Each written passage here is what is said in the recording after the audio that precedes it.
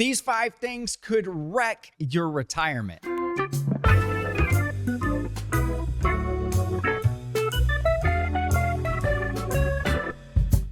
Hey, it's Eric with Jazz Wealth Managers, where we don't just invest your dough, we like to educate you on your dough. Let's talk a little bit about retirement. Now, this could still apply to everybody, not just those in retirement or going into retirement. But the thing about it is there are some things that are out there that could literally wreck your retirement plan.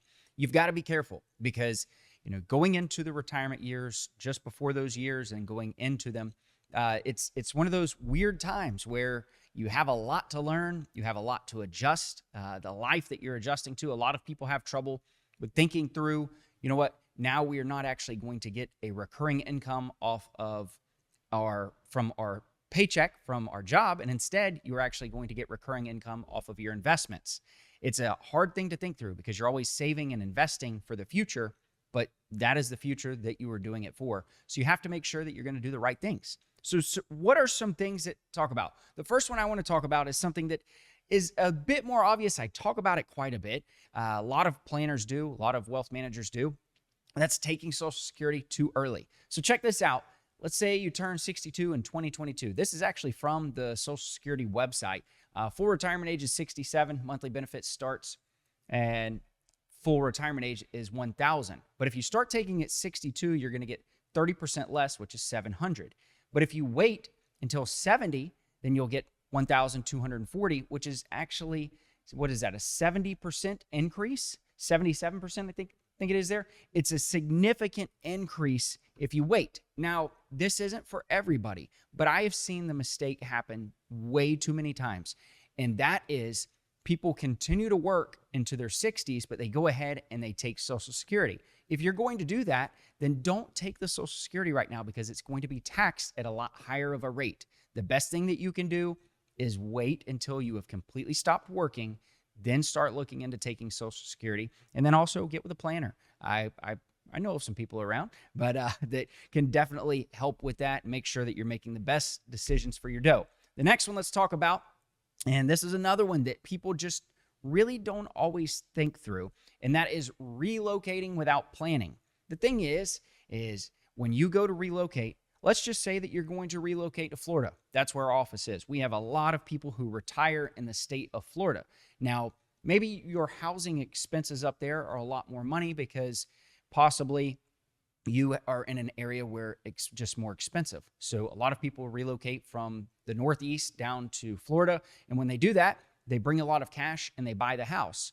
But if they put all of their money in cash in the house, and then they're saying, well, we're going to live on this fixed budget. Well, what ends up happening is they move to the coast, and that's close to where we're at with our office here. And insurance is much higher because the potential opportunity, or not opportunity really, but the problem of hurricanes around. So if you have hurricanes, anything like that, our insurance may be higher. Possibly taxes are higher. Those are things that you have to think through and talk about and really make sure that you're making the right decision. Now, what if you're moving from Florida to New York? We have a lot of clients that we've worked with who maybe they lived here for work or lived somewhere else, and now they want to go back to where the kids are. Well, if that's the case, that's fine, but you have to plan through it because you may be going to an area now that has state tax. Well, if you have a state tax, then how does that going to affect the entire retirement plan? Make sure you're thinking through that because, again, that's one that can completely wreck a plan if you haven't actually planned for it. The next one we'll talk about, the get rich quick and or scams. So many people that I've talked to are trying to play catch up. They maybe started a little later in life investing, and they're like, well, you know what? I want to make sure that I do this right, and I just make up for lost time. They buy, what's that thing that's out there? What do they call that? Bitcoin? So, there's things that are out there, cryptocurrency, or maybe it's just, trying to buy individual stocks, meme stocks, super popular. There's a lot of things that are out there that people are trying to do to get rich quick. The danger of that is that, yes, you could make a lot of money really quick, but you could also lose a lot of money really quick. Easy come, easy go. There's a lot of different sayings when it comes to that, but be very careful. Also the scams, especially in closer to the retirement years. It seems as though technology is always changing. I mean, my 6-year-old daughter can operate my phone better than I can, and that's sad to admit. But as time goes on, and when I'm in my 60s, what's going to happen is I know for a fact that my grandchildren, or whatever the case is at that point in my life, are going to be able to show me a lot of things in technology that I have no clue about. Well, same goes for you. If you're out there and let's say in your late 50s and your 60s, you're probably not as in tune as somebody who's in their 20s. The 20s are not as an easy of a target because they know what's going on in the world when it comes to technology.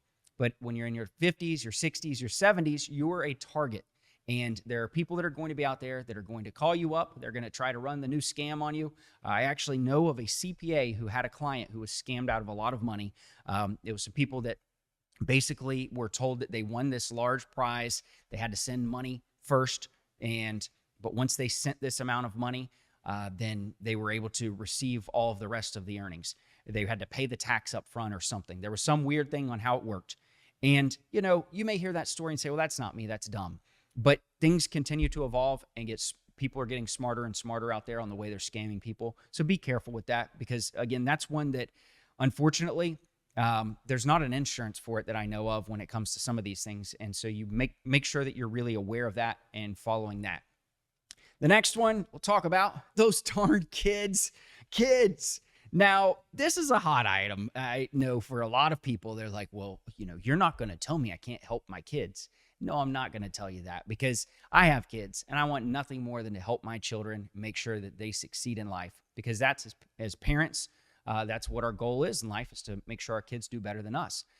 But in the end, you do have to be careful, because if you have that problem child, maybe you're in your 50s or 60s and you have that problem child that maybe is, living with you even. What if that's the case? I know there's a lot of those kind of scenarios out there. Have you checked everything when it comes to the liability purposes? What if that problem child is out there causing a little bit of ruckus, but they stay under your roof and maybe they drive your car? Are you liable? Could your retirement assets be liable? There's trusts that can be put into place, making sure that you have thought about all of these things when it comes to this, because not everybody has bad kids, or, maybe just people fall on bad luck. You want to help them out, but at some point you have to make sure that you're protecting yourself too when it comes to things, because, in the end, we all have choices to make in life. We all get the freedom of choice, and sometimes people make a bad choice, and you always want to help them out, but you also have to make sure that you're taking care of yourself and, for your retirement purposes there. Again, like I said, it's a hot item. I know I've touched on it before and people eat me up in the comments, but I'm just telling you, I love my kids, but I want to make sure that I'm meeting my goals as well, because for my sake, I don't want to be a burden for them. So just be careful there. All right. So the other one that I want to talk about is going too safe with investments. Now, this is one video. I'm going to do another video on Wednesday that talks a bit more more of the annuity side of things. But when it comes to going too safe with investments, a lot of times people retire and they say, oh my gosh, especially in the market, just happens to take a downturn right when you retire. It is bound to happen. It happens all the time. We see it and we're like, geez, can we not just get this market to turn? These people just retired. We want them to feel good about it. But it's the fact of life. The market is going to go down at times. And when it goes down, that's when the salespeople come out of the woodworks. Hey, you know what? You should be putting your money over here in this account and let it be. That way your money will never go down and it will only go up. That sounds great, doesn't it? The problem is your money in those scenarios won't go up, but just by a fixed percentage. And when that happens, then you're oftentimes going to come up short for what you actually need long-term in retirement. You have to account for inflation. You need some growth in there. You don't want to just make your money just sit there. You need it to grow. Whole life insurance, there's a lot of strategies that are out there when it comes to that as well. People are out there trying to, sell these big policies because, to be honest with you, they're making massive money. I know if you were to sell a life insurance policy, there's some companies that are out there that if you sell it, and let's just say the premium is $10,000 a year, well, that life insurance salesperson may get, between $5,000 and $10,000 that day after they make that policy sale for that. That's a lot of money really quick. So there's a lot of incentive that's going against what's best for you. Make sure you have a plan. Take these things into consideration, because all of this can wreak havoc on your retirement. Thanks for watching. If you want to watch more FinTips videos, click here. Be sure to like and subscribe also.